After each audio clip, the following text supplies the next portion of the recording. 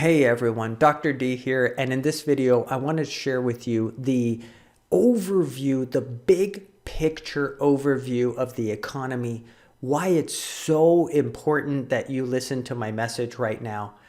This is March 2023, and I have an important message for you, and that is about the economy.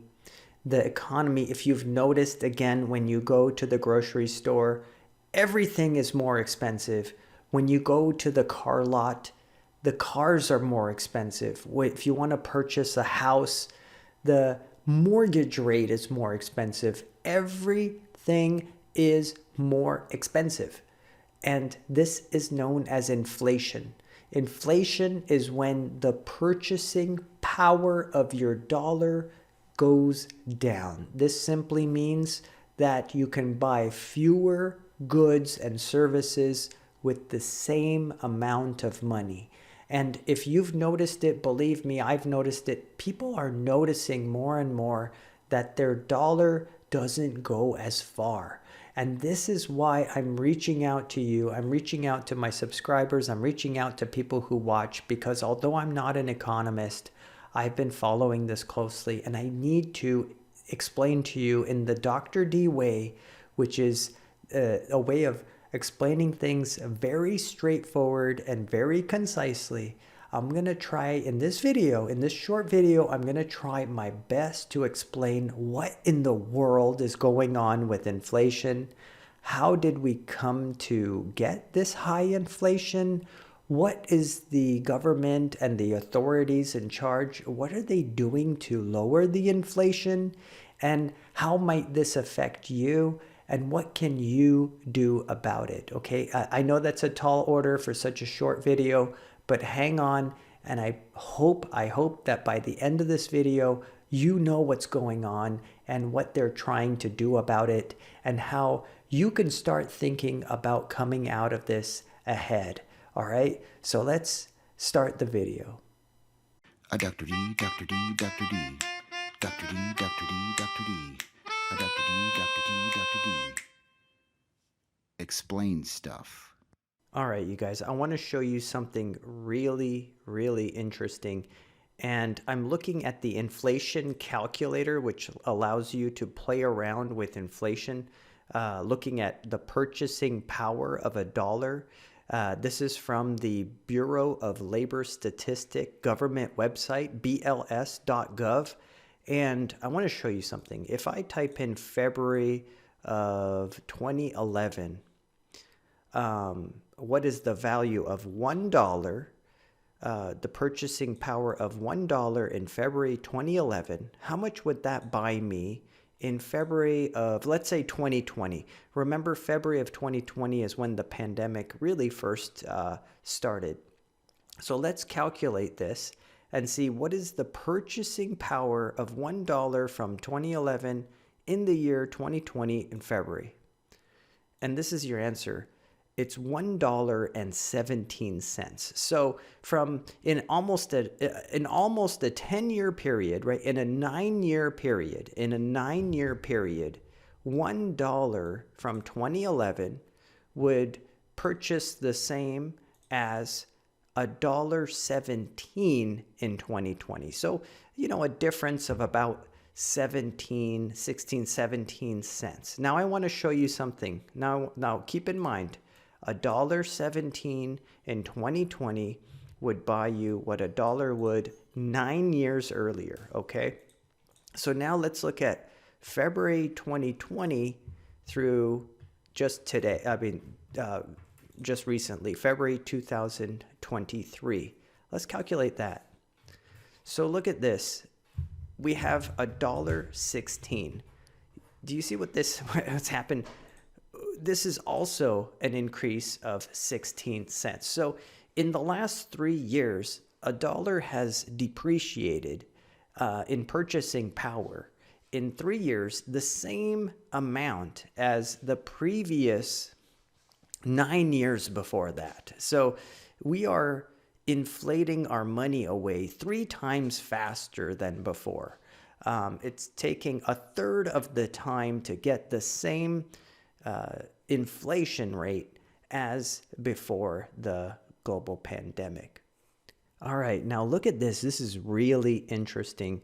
This is the same time period I was just talking about, February 2011 through February 2023. This is also from that bls.gov website. I want to show you what's plotted here. This is inflation, percent inflation plotted over time. And I want to show you something. In February 2011, inflation was about 2.1%. And since 2011, all the way up to the pandemic, notice that inflation really averaged around 2%. And this is exactly what the economy wants. The economy's happiest at around 2% inflation. And then look what happened. Right here, happily chugging along at around 2% inflation, what do we encounter? February 2020, right?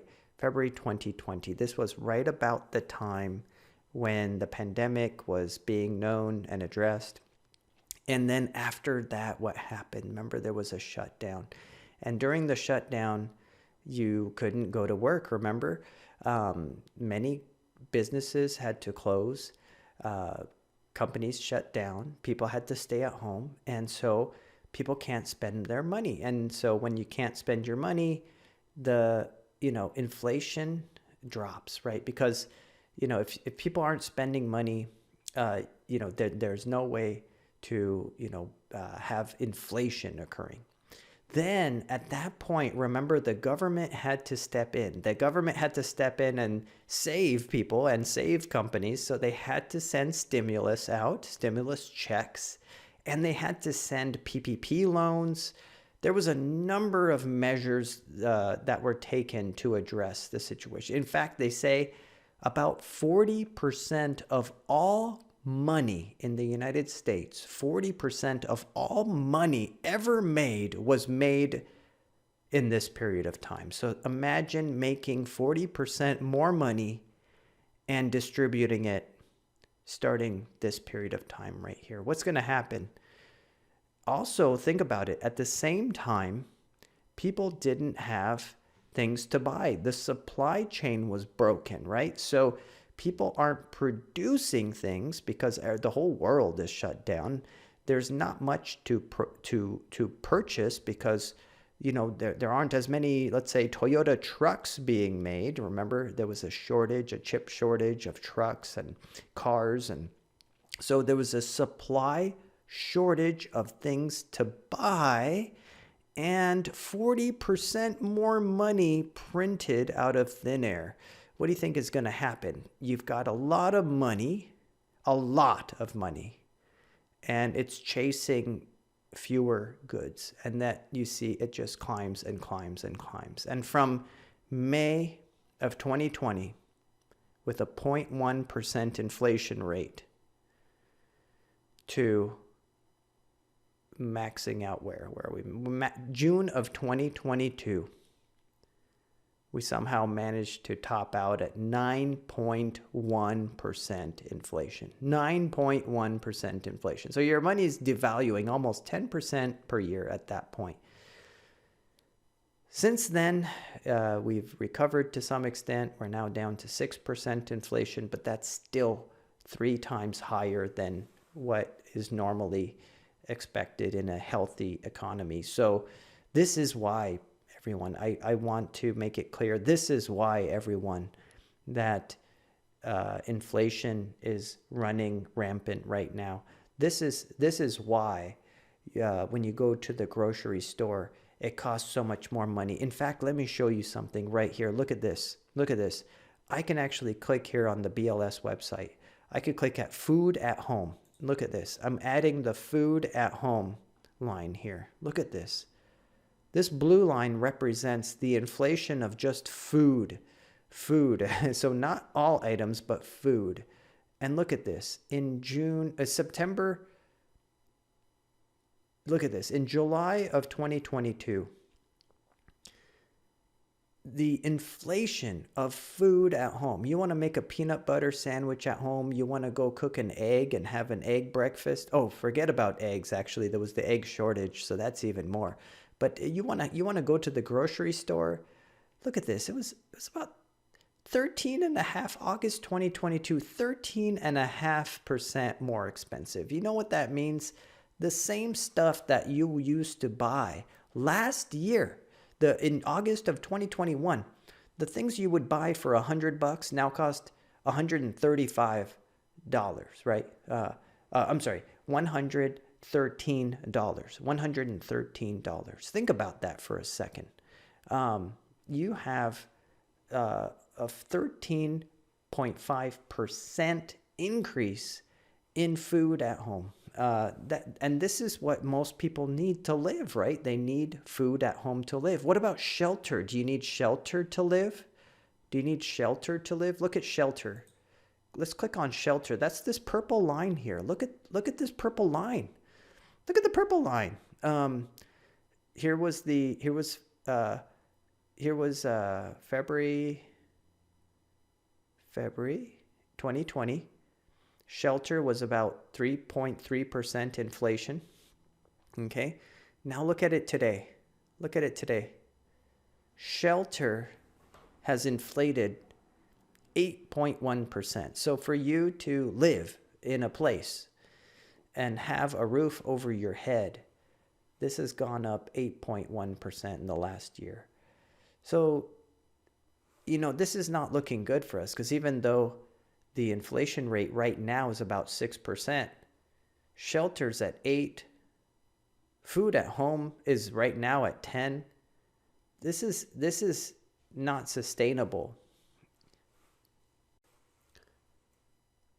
So at this point, you might be wondering, okay, I get it, Dr. D.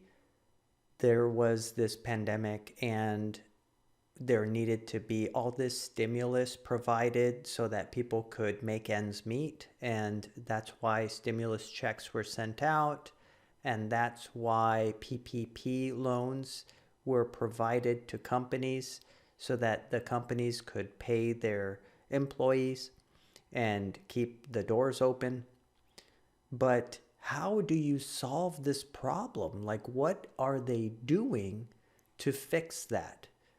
Well, let me explain that next. I want to explain what they are doing to fix inflation right now and how that can affect you.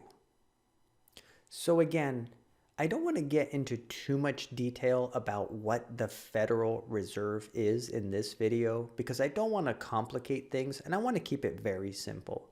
But I want to at least let you know that the Federal Reserve is a private entity in the United States with the ability to increase interest rates. When they increase what is called the federal funds rate, they're essentially increasing what money is lent for, what interest rate money can be lent at. I know this sounds difficult, but it's really not.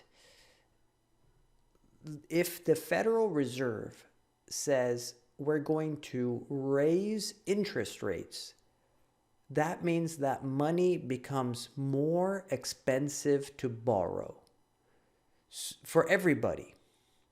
So for example, if the Federal Reserve raises its interest rate by 1%, well then the mortgage rate on your house, if you want to buy a house, the mortgage rate will raise by more than 1%.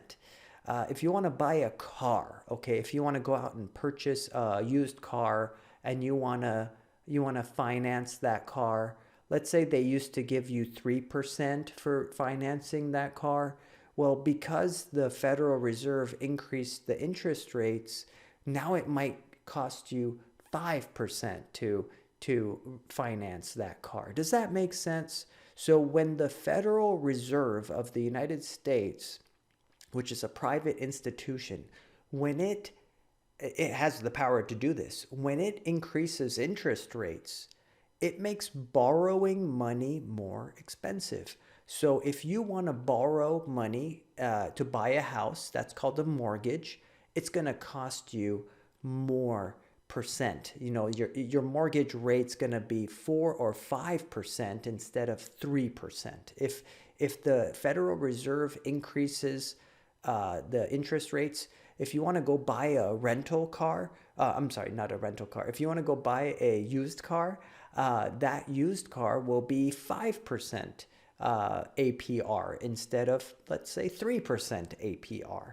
Or if you want to go out and purchase some items on your credit card, you know, your credit card, well then, you know, if you're used to paying 17% for your credit card or 18% for your credit card, well, now it's going to be 20% that you owe as interest on that credit card. Did you see what happened?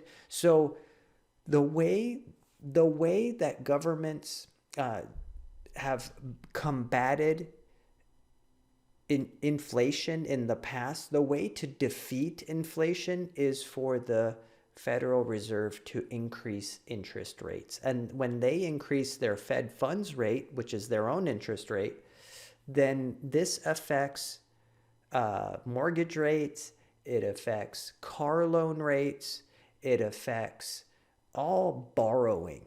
So this is why last year, let me show you something.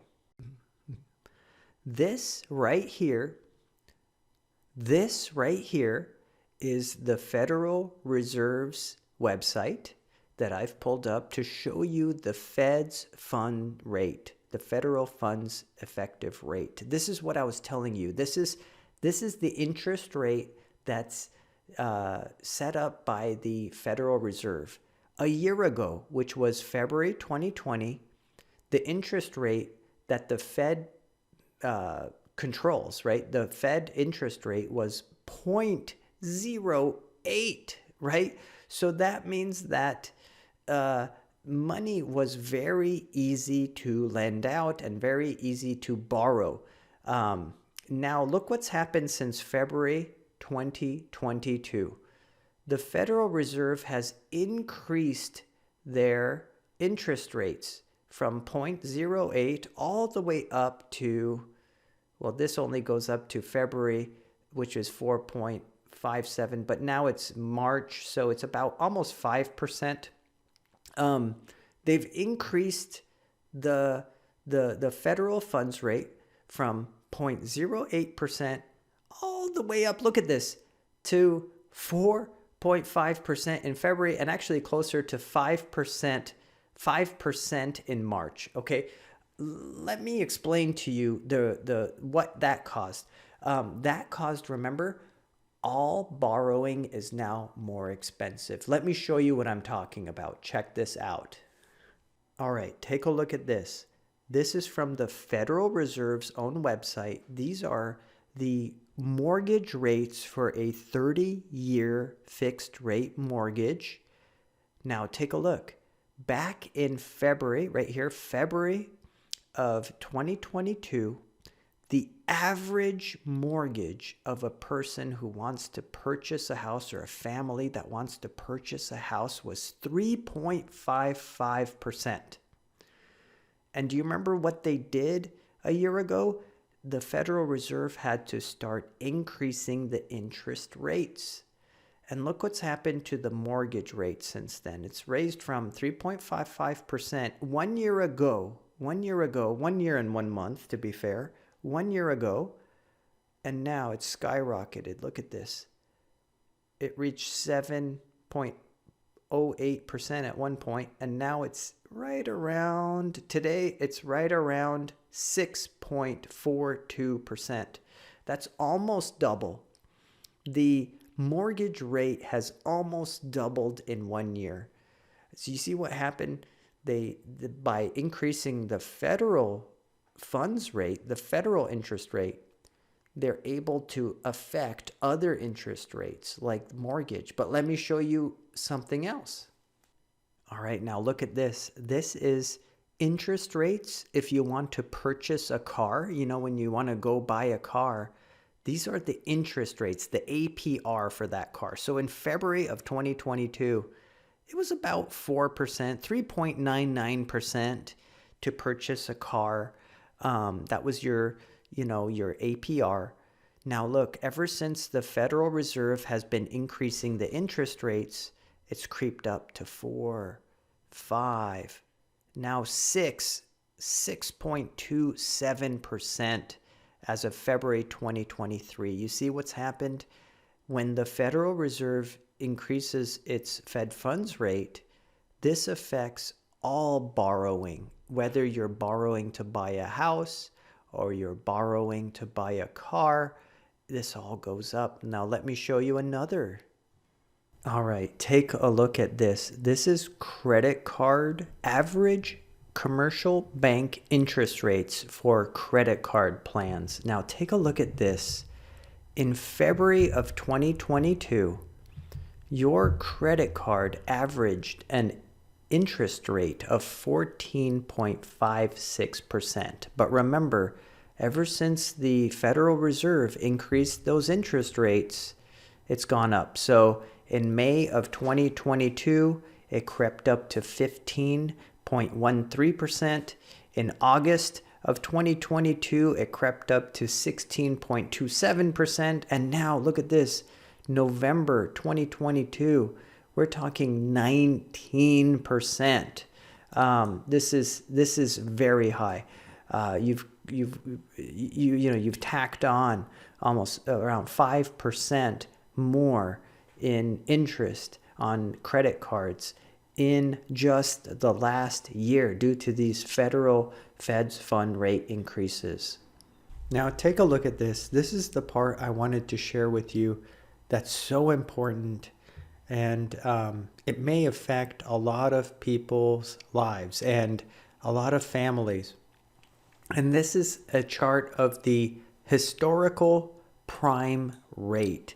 The historical prime rate is the lowest rate of interest at which money can be borrowed commercially. So what that means is when a company needs to borrow money to, I don't know, buy that piece of equipment or to, pay their employees or to expand, okay, the company might borrow some money. Back in 2022, the prime rate was about 3.5%. Fast forward to today, this is 1 year later, the prime rate is now 8%. So it costs companies more to borrow money.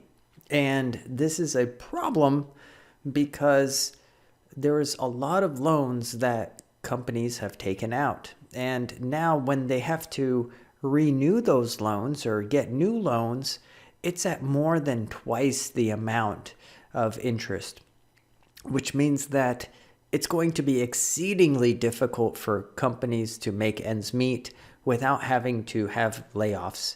And the Federal Reserve expects that layoffs are going to increase significantly in the near future. Take a look at this. This is from the Fed's own website, the Federal Reserve website, the FOMC Summary of Economic Projections for Civilian Unemployment Rate.